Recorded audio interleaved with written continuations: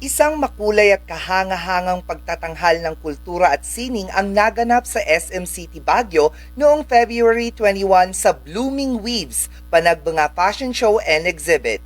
Itinampok dito ang mga likha ng mga Cordilleran designer na nagpapakita ng kanilang talento sa paggamit ng Cordilleran textile sa mga modernong kasuotan. Ang nasabing fashion show ay naglalayong ipakita ang Cordilleran couture sa mas malawak na audience, pati na rin sa international stage. Itinampok sa event ang mga likha ng mga talentadong Cordilleran designer na gumamit ng iba't ibang Cordilleran textile, mula sa mga casual na damit na pang-araw-araw hanggang sa mga extravagant na gown. Ipinakita ng mga designer ang versatility at ganda ng tradisyonal na tela ng Cordillera. Hango ang designs ng mga kasuotan sa 2025 Panagbanga theme na Blossoms Beyond Boundaries. Isa sa mga designers na tampok sa event ay si Radley Calderon ng Art You Wear by Radley. This event po, I prepare so many materials like beads and Cordilleran fabrics and abal fabrics of Bangar Laona. And I also mix the fabrics because it's more on the avant-garde theme for Weaves of Blooms, and I also inspired by Alexander McQueen for the Alexander McQueen kasi as avant-garde, so I use a texture and to make modern designs also. Makikita rin ang creations ng designers na sina Ira Longsab, Andrew Visaya Jr., Aveline LC, Maris Bomogao, Genesis Gonzalez, Miss Julian Paran, Moxley, Eros Goze at Liwel Tokya sa exhibit. Pagkatapos ng fashion show, nagkaroon din ng exhibit kung saan ipinakita ang iba't ibang uri ng Cordilleran textile at ang mga proseso sa paggawa nito. Layunin nitong mas maipakilala pa sa publiko ang mayamang kultura at tradisyon ng Cordillera. With Blooming Weaves Panagbanga Fashion Show and Exhibit, it's really a celebration ng how do we see a collaboration ng mga creatives. No?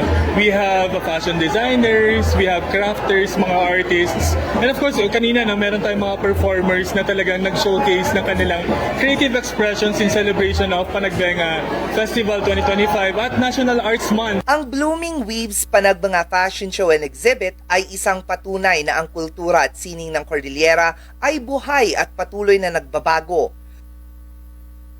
Matutunghayan ang exhibit hanggang February 28, 2025. Ito ay isang inspirasyon sa mga susunod na henerasyon na ipagpatuloy at pagyamanin ang kanilang pamana.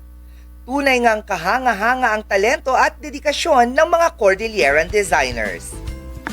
Oh, yun na nga. Noipi ka nga naman Noipi talaga, ka nga lalo na sa mga talaga. designers nito natin sa Cordillera. Ang gagaling talaga, lalo na, sabi ko nga every time I see a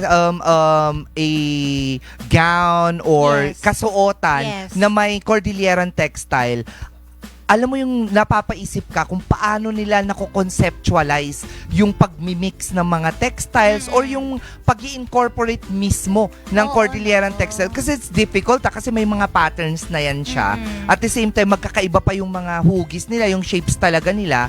Tapos pag dudugtungin mo pa, di ba parang, Diba? and then you have a creation na napakaganda at talagang kahanga-hanga yung Oo disenyo. nga eh. Parang yung sinuot nga natin last weekends lang, di ba? Last weekend, Oo, nung oo. Saturday, di ba? Alam, yung in-incorporate nila yung culture ng Cordillera sa damit na makabago. Oo, totoo so, yan. Kay Miss Oo, Julian Paran. Ang Diba? dami. Pero mas marami pa din kasi na Yes. iba pang mga designers dito sa Cordillera na talagang nakikilala na Oo. dahil nga dito sa galing, sa talento nila sa pagmimix ng Cordilleran textile sa makabagong disenyo. And we saw naman lalo na yung avant-garde, na may pa ganun-ganun pa, kineme. Tapos ang kagandahan pa niyan, etong Blooming Weaves nga, yun nga, naka-incorporate din siya dun sa tema ng Baguio Panagbanga 2025 na Blooms Beyond the Boundaries. Parang- Kaya may mga flowers Oo, na. parang gusto kong mag-invest sa mga ganong damit. Parang gusto ko. Oo, totoo. Parang maganda siya Ako nga, ang actually. gusto kong invest, Mm. yung mismo, yung mismong designer. Totoo ba? Hindi, Oo. pero maganda Mag-invest actually. ka sa kanila kasi parang mantakin mo yon kapag Oo. tapos lalo na pag nag-boom na mahal ang mga Mahal designer kung clothes. tutuusin. Oo. Maganda kasi yung quality.